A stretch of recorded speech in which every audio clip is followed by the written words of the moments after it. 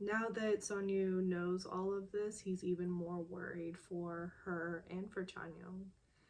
And he asks if Jinsuk knows, and Mijo says no, so I'm trying to avoid him because Chanyeong should know first.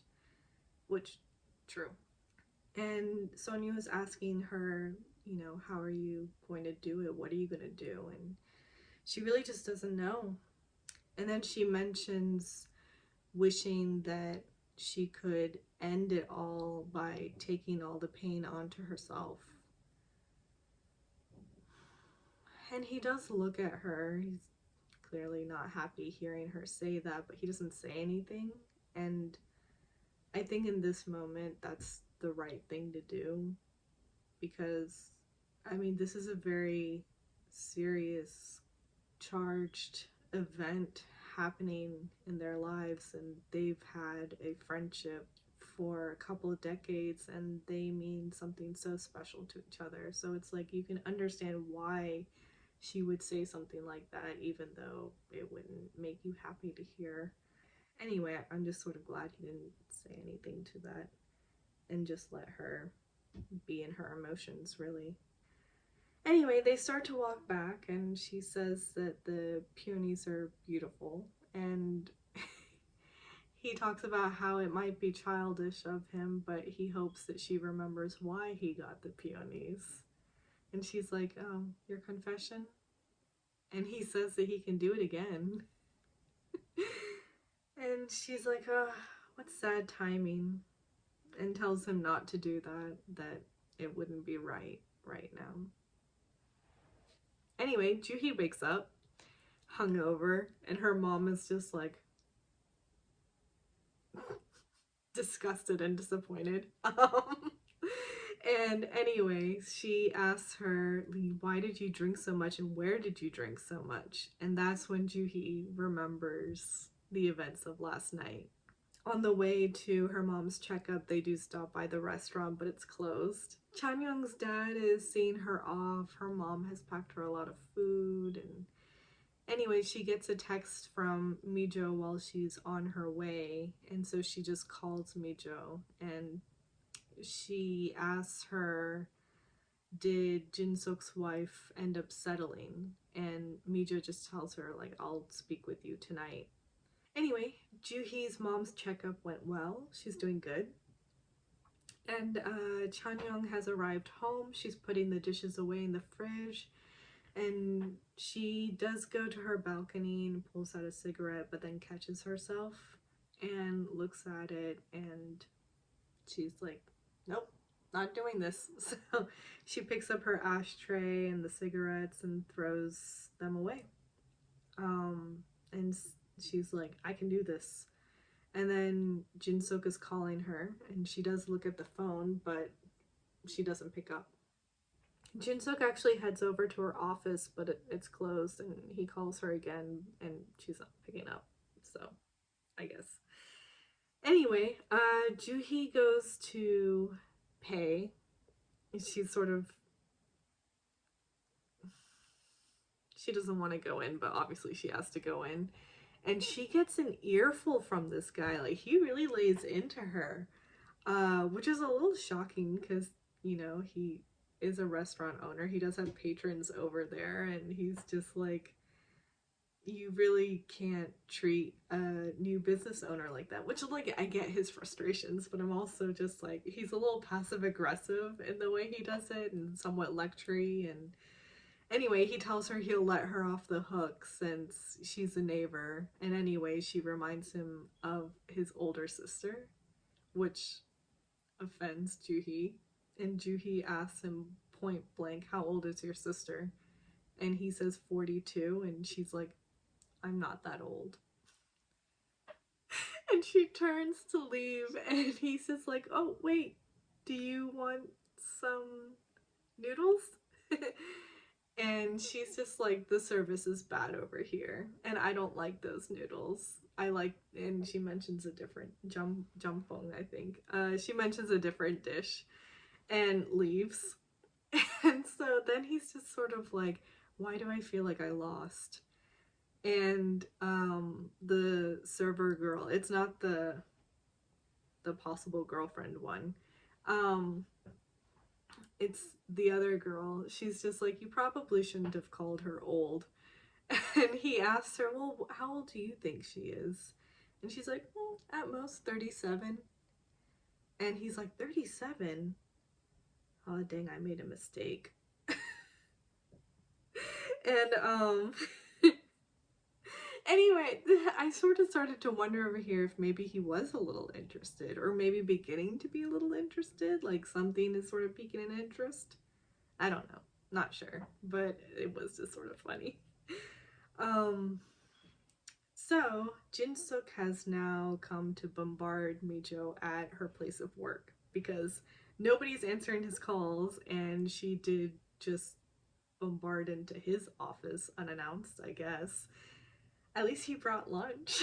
so, so anyway, yeah, he's brought some sandwiches, and he's like, we can talk while we eat. And she's trying to avoid it, and so Sonyu comes in, and he's like, oh, sandwiches? Do I have one? And Jin-Suk says, no, there's only two. And Sony's just like, man, I'm hurt. Why wouldn't you know I'm here? Why didn't you bring me a sandwich? So Mijo takes this as an opportunity and says, you can have mine. And she just escapes, like she leaves. um, Jin-Suk does get up to follow her, but Sonyu sort of holds him back a little bit and sort of gently tells him that, I've sort of been watching her and I think we should give her some space. And then Jin-Suk asks him, do you know anything? And Sonyu just says, not really.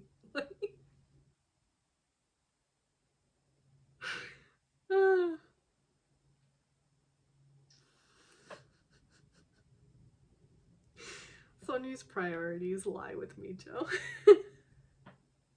Which is just crazy because Jin-Suk is like obviously an old friend of his, but it's so cute. Um anyway, so Mijo's sitting on the roof and Sonyu comes out and he has this big bouquet of blue flowers, and he sits down next to her and tells her that Jin-Suk left and points out this sort of snack bar nearby, but she doesn't feel like eating. And he's like, you have to keep up your strength if you want to take care of other people. But she says that, like, she'll get indigestion, and so he asks her if she's going to talk to Chanyeong that night. And she says that, yeah, she is. He asks her if she'd like a drive, and she's like, you're not a driver, you're a doctor. So anyway, she's lightly denying him, and then asks him what are the flowers for, and he sort of looks at them. He's like, these? Yeah, I'm buying flowers a lot recently. It's a little awkward for me too. And then he's just sort of like, you want to go in? And she says that she's gonna sit out for a little longer. So he does get up. He just sort of gives her space, and as he's walking away, he's like, don't stay out too long, you'll get freckles. And I'm like, freckles are cute. I have freckles. They're adorable. Mijo comes back to her office and he's put the bouquet in a vase for her. He's so sweet. He's so like just kind and considerate and adorable, and he's still being all of that without imposing on her or demanding, reactions or things from her or trying to push too much. He's walking that fine line so well, and I love it. But anyway, we're now going to Chanyeong is coaching an actress, and Mijo shows up. She's a little early, and she says that she'll sit at a nearby cafe, but Chanyeong tells her to go ahead and sit there. So Mijo's watching her as she coaches this girl, and she's beginning to just sort of get emotional. And she's trying to hold back tears at one point. But after Chanyoung finishes, she offers her a beer and is sort of going to her fridge, and Mijo quickly sort of says no. And then to calm it down a little bit, she says, we should have herbal tea, like it's really good for you. And she just starts rambling, much as I always do, talking about herbal tea and that she'll get some, and where's the kettle, and or does she boil it on the stove, or does she have a hot, and Chanyoung's just sort of watching her, and then just sort of says, like, you've been really strange lately.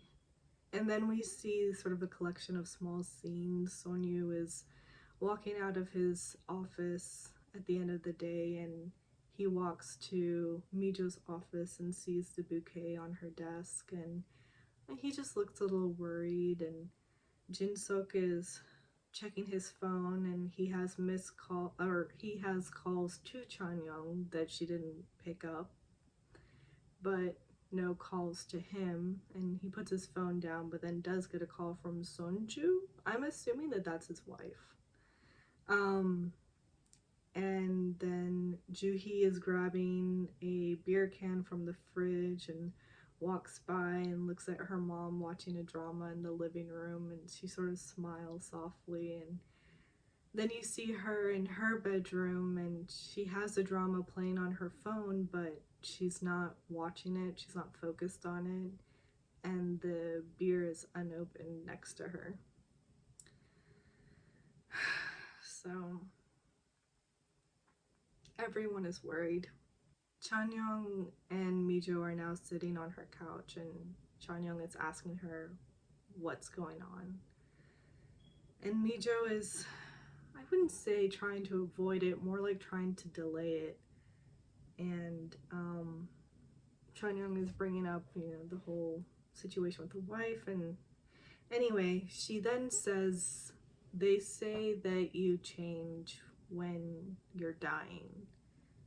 And Mijo sort of angrily says her name.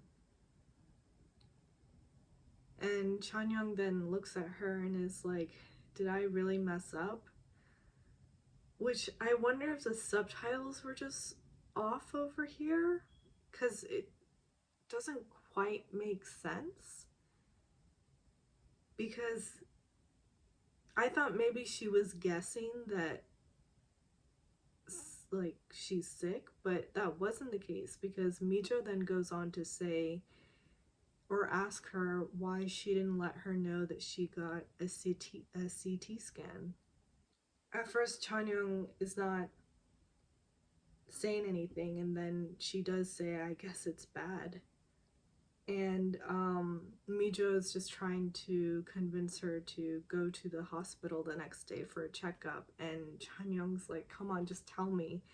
And Mijo she's still just trying to be like, nothing, like, we're in our 30s. We still have a life to enjoy. And like, she's saying all of these things, but you can tell that it's not that it's half-hearted, but just that there's really no backbone to it. And Chanyoung's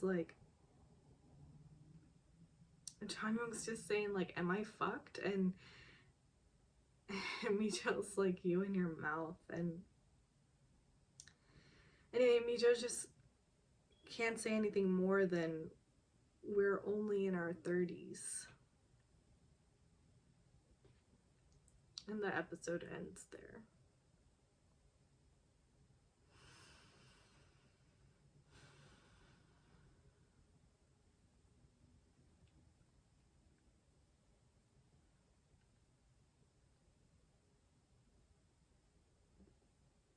That's it.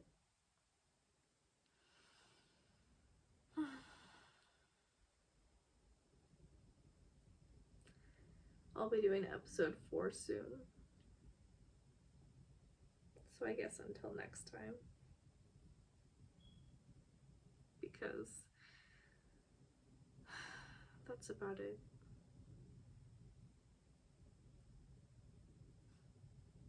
Toodles.